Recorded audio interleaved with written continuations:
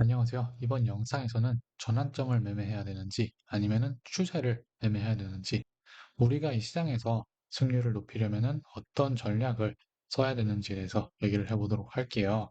제가 이 영상으로 외환시장에 입문하시는 분들께 기본 원칙을 심어드리고 싶어요. 내가 실전 경험이 꽤 있다 라고 하시는 분들께는 여기서 더욱더 발전할 그럴 쉬운 방법이 있다라고 알려드리고 싶어요. 이 시장에서 이기는 쉬운 방법이 있고 어려운 방법이 있는데 많은 것들이 이 질문에 달려 있어요. 그러면 이번 영상에서는 이 질문에 맞는 답을 배워보도록 할게요. 그리고 제가 이 틀린 답은 어떤 점이 잘못됐는지 얘기를 해보도록 할게요. 제 생각에는 이 영상을 보고 계신 대부분의 시청자분들은 틀린 쪽에 속해 있으실 것 같아요. 그것을 여러분들이 또 오랫동안 하시면서 많이 쓰셨으니까 여러분들의 방식을 더 믿으실 것 같아요. 그러면 제가 다음 15분에서 20분 정도 동안 여러분들을 설득하려고 최대한 노력을 해보겠습니다. 질문으로 다시 돌아가서 우리는 외환시장에서 전환점을 매매하는 게 좋을까요? 아니면은 추세를 매매하는 게 좋을까요? 정답은 추세를 매매하는 거예요. 대부분은 추세 매매를 안 하실 거예요. 실제로 전환점을 매매하는 사람이 더 많아요. 많은 사람들은 맨 위나 맨 아래를 고르려고 해요. 이 행동을 폄하하는 것은 아니에요. 투자를 하시면서 낮게 사서 높게 팔자 라는 말을 들어보셨을 거예요. 그래서 그렇게 시작을 하셨거나 몇몇 분들은 맨 위나 맨 아래를 실제로 고르셔가지고 큰 수익을 내신 적도 있으실 거예요. 그러고 나서 기분이 굉장히 좋으셨을 거예요. 당연히 안 그럴 리가 없죠. 내가 매수나 매도를 했는데 그 후로 바로 방향이 바뀌면서 내가 원하는 방향으로 가고 있어요. 그 후로 내 계좌가 올라가고 있는 것을 보면은 내가 신 같은 느낌이 들어요. 특히 내가 이 시장에 들어온 지 얼마 안 됐을 때. 그러나 이것이 장기적으로는 여러분들한테 일어날 최악의 상황이 될 수도 있어요. 이것을 어떻게 비유를 할 수 있냐면 여러분들이 라스베가스에 처음 가셔가지고 슬롯 머신을 처음으로 해보려고 해요. 이 레버를 한 번 당겼는데 단 한 번에 잭팟이 터진 거랑 똑같은 거예요. 물론 이기면 좋죠. 그런데 이게 어떤 일을 초래하냐면 두 번째 잭팟을 쫓아가려고 자기 자신을 계속 지게 만드는 거예요. 그 두 번째 잭팟은 절대 못 볼 수도 있는 거예요. 만약 언젠간 볼 수 있다라고 해도 이것은 우리가 잭팟에 대한 가능성만 쫓아가는 것밖에 안 되는 거예요. 그 잭팟을 우리가 쫓다 보면은 집중력을 잃게 되는 거예요. 우리가 실제로 초점을 맞춰야 되는 곳은 어디겠어요? 우리 계좌죠.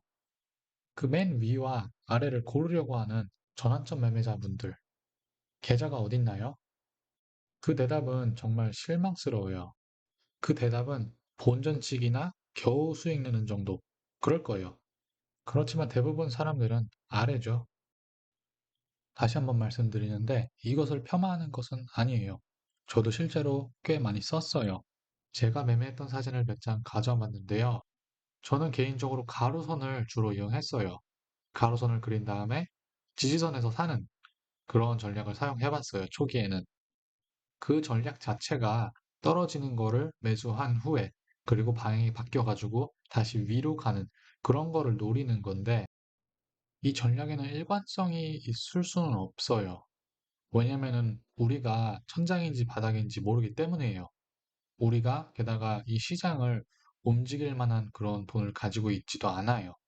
그렇기 때문에 가끔 가다가는 이렇게 고점하고 저점을 고를 수는 있는데 이거를 꾸준히 해내기는 힘들어요. 내가 파는 부분이 천장이고 사는 부분이 바닥이라고 그렇게 기대를 하는 거는 잭팟을 기다리는 거랑 똑같아요. 한 번 터지기를 기다리는 거죠. 그러면 이번 영상에서는 이 방법이 왜 처음부터 잘못됐는지 설명을 해보도록 할게요.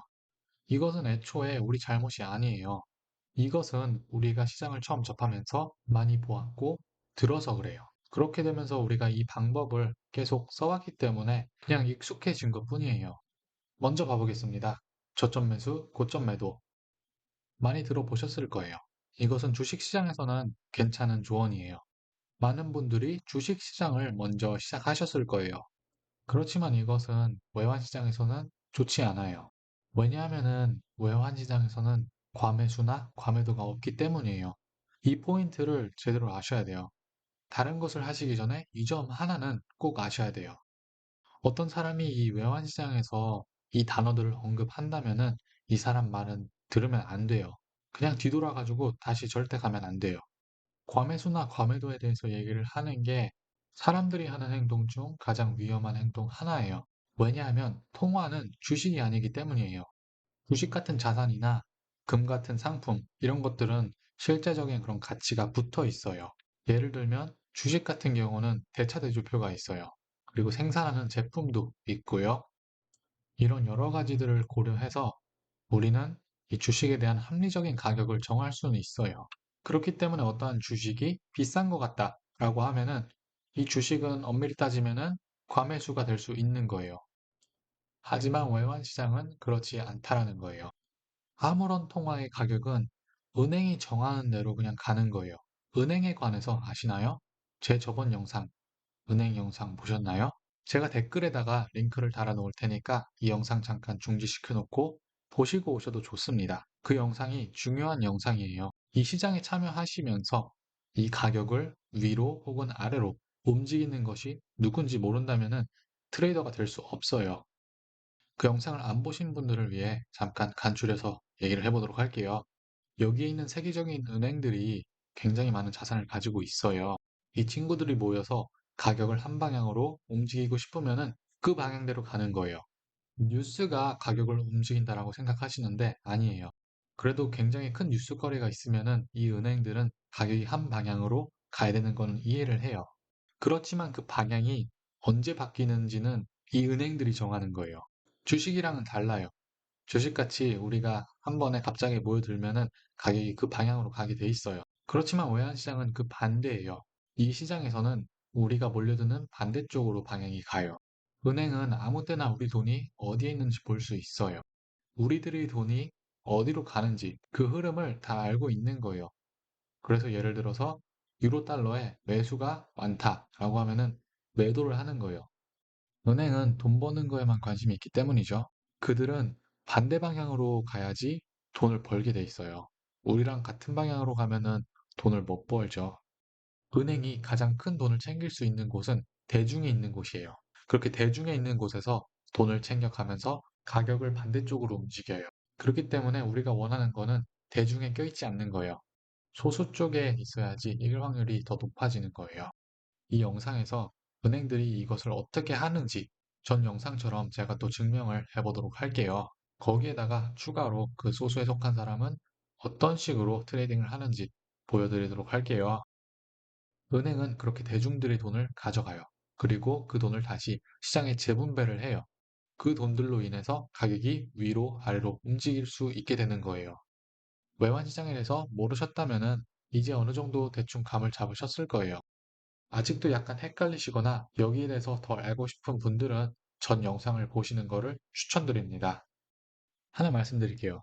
은행들은 전환점 트레이더를 제일 좋아해요. 은행들이 살아남으려면은 여러분들이 필요한 거예요. 추세 매매하는 트레이더만 있으면은 가격이 아무 데도 안 가요. 언젠가는 이 은행들도 가격을 움직이고 싶어 할 거예요. 가격을 얼마나 움직이는 거는 가격이 올라가는 동안, 내려가는 동안 천장이나 바닥을 고르려고 하는 그런 전환점을 찾으려고 하는 그런 사람들이 얼마나 있느냐에 따라서 다른 거예요. 같이 한번 봐보도록 할게요. 이 웹사이트 저번 영상에서 기억하실 건데 밑에다가 링크 달아놓도록 하겠습니다. 먼저 호주 달러, 미국 달러 차트를 같이 봐볼게요. 이때 보시면은 전체적으로 올라간 거를 볼 수가 있어요. 그렇지만 매도가 점점 늘고 있어요. 올라가니까 매도, 올라가니까 매도. 이렇게 사람들이 올라가는 동안에 천장을 계속 부리려고 하는 거예요. 근데 이제 올라가는 중에 여기가 천장이다라고 계속 그러면은 언젠가는 한번 맞게 되겠죠. 이때는 우리가 맞았어요. 이때는 이 매도가 굉장히 많은 걸 볼 수가 있는데 여기에서 매도를 했던 사람들은 잠깐이라도 이제 돈을 벌 수가 있었겠죠. 그렇지만 여기서 사람들이 매도가 있다고 바로 떨어지는 게 아니에요. 또 여기 매도가 더 많아진 거를 보니까 장대 양봉을 한번 이렇게 올리면서 여기서 매도했던 사람들 대부분 다 떨어져 나갔을 거예요. 그리고 나서 매수 쪽으로 사람들이 바뀌니까 또 장대 음봉 두 번 연속 이틀 이렇게 나오면서 그리고 나서 점점 떨어지기 시작해요. 그 와중에 사람들은 매수하는 모습을 볼 수가 있어요. 매수가 점점 늘어나는 거를 여기서 볼 수가 있죠. 근데 은행들은 여기를 봤을 때 전반적으로 사람들이 매수에 많이 몰려 있다라는 걸 볼 수가 있잖아요. 그렇기 때문에 가격이 움직이질 않아요. 그냥 옆으로만 가고 있는데 지금 현재 여기 있는 부분 보시면은 여기 때보다 올라왔잖아요. 근데 여기도 마찬가지로 매수에 사람들이 많이 있으니까 한 번에 그냥 올라가지 않아요. 사람들이 매수에 많이 몰려 있는데 가격을 올리면은 사람들만 좋게 해주는 그런 꼴이 되는 거잖아요. 여기 보시면은 매수가 점점 늘고 있어요. 그렇지만 가격은 떨어져요. 그리고 나서 사람들이 미안합니다. 바꾸겠습니다 하고 매수해서 매도 쪽으로 마음을 바꾸니까 그제서야 또 올라가는 거예요. 그리고 나서 사람들이 매도 쪽에 계속 또 몰리고 있어요. 매수가 확 줄어든 걸 볼 수가 있어요, 여기에. 그리고 매도가 점점 다시 올라오는데 가격은 올라가고 있어요. 올라가는 와중에 또 이제 매도를 치려고 하는 거죠. 근데 여기서 매도를 했다라고 하면은 뭐 이럴 수도 있겠는데 여기서 매도를 했다라고 한 사람들은 볼 수가 있었죠. 근데 전체적으로 봤을 때는 대부분 사람들이 여기서 떨어지면서 올라가면서 돈을 많이 잃었어요. 그리고 가격이 또 떨어지는 와중에 웃긴 게 또 매수 쪽으로 몰리면서 사람들이 이제 또 바닥을 찾으려고 또 매수를 하는 걸 볼 수가 있어요. 하나 더, 한두 개 좀 더 봐보도록 할게요. 이거 같은 경우도 이제 여기만 잠깐 봐보면은 이제 매도 쪽에서 매수가 많이 올리면서 바뀐 걸 볼 수가 있어요. 전체적으로 사람들의 심리가. 그렇지만 가격은 떨어지고 있어요. 근데 이 떨어지는 와중에 매수가 계속 있단 말이에요. 그리고 여기에는 오히려 더 늘어나요, 매수가. 그러니까 더 떨어져요. 이런 식으로 악어 입을 벌리고 있는 걸 볼 수가 있거든요. 완전 반대되는 그런 모습. 마지막으로는 유로, 일본 옌을 봐보도록 할게요. 최근 3개월 정도를 봐볼 건데 이때 가격이 올라가는 걸 볼 수가 있잖아요. 근데 매도를 하는 사람들이 많아요. 매도가 여기 늘어났죠, 확연히. 그러면서 가격이 올라가는데 천장을 부르려고 매도를 하는 거예요, 사람들이. 그러면서 매수를 하기 시작하는데 계속 옆으로 가고 있다가 또 다시 매도 쪽으로 몰리니까 그때 장대 양봉 나오면서 여기서 매도를 하려고 했던 사람들 다 이제 털어내버리는 거죠. 이때 매도를 했다라고 하면은 이 사람들은 돈을 다 잃었어요. 근데 이때 매도를 했다라고 하면은 이 사람들은 벌었을 수가 있어요. 근데 전체적으로 대부분을 잃고 소수만 벌은 거예요. 이때 이 사람들.